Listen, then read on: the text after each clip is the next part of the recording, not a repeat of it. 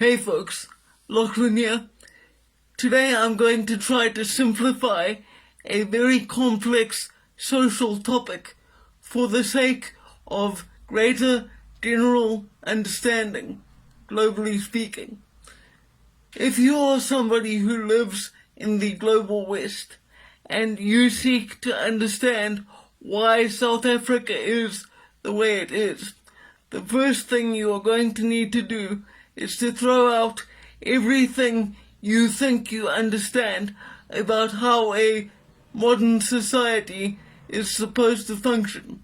Because although the West and Africa are technically occupying the same planet, we may as well be living on two very different worlds. Nothing here works in quite the same way as a citizen of the Western world would think it should. I'll give you an example.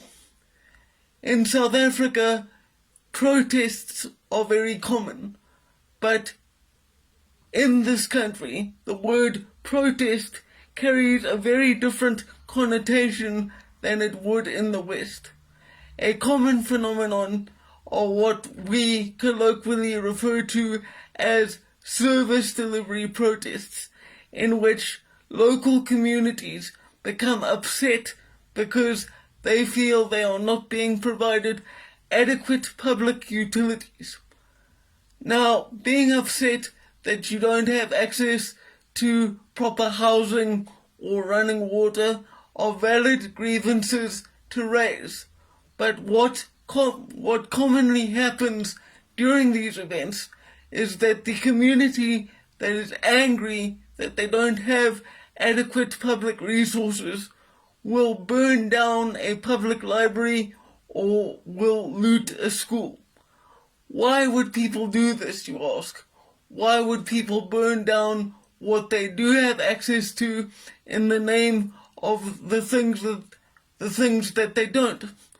Well, it's become kind of a common belief in South Africa that the only way to get people in authority to hear what you need is to burn, loot, and destroy. Because unlike in the West, protests don't involve peacefully assembling to march down streets, waving signs, flags, and chanting slogans.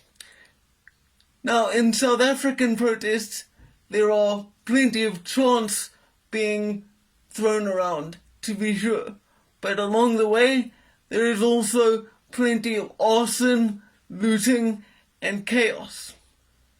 Another aspect that differs widely between South Africa and the West is politics.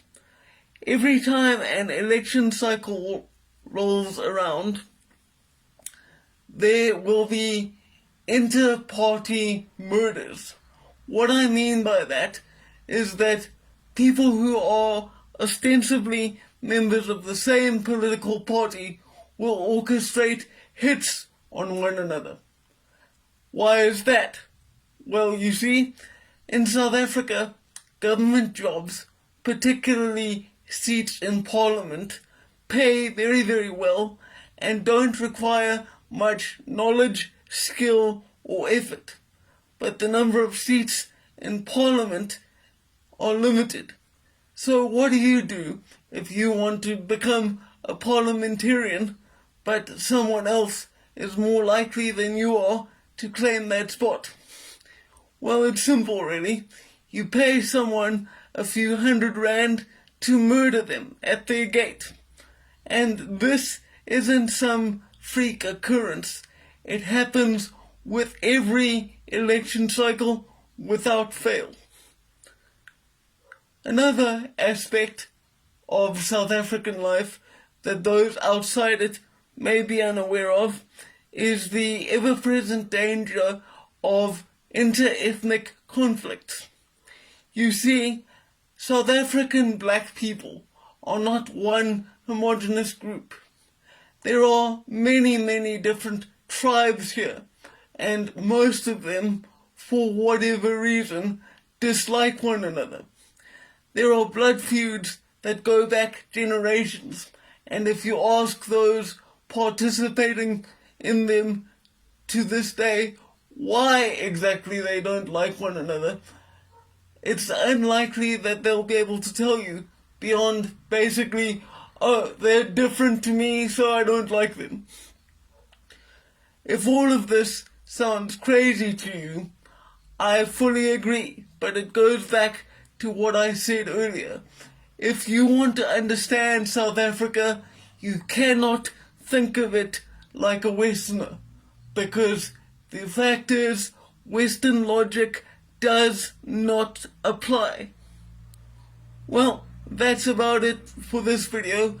I could go into much greater detail, but I'm not sure anybody really wants that.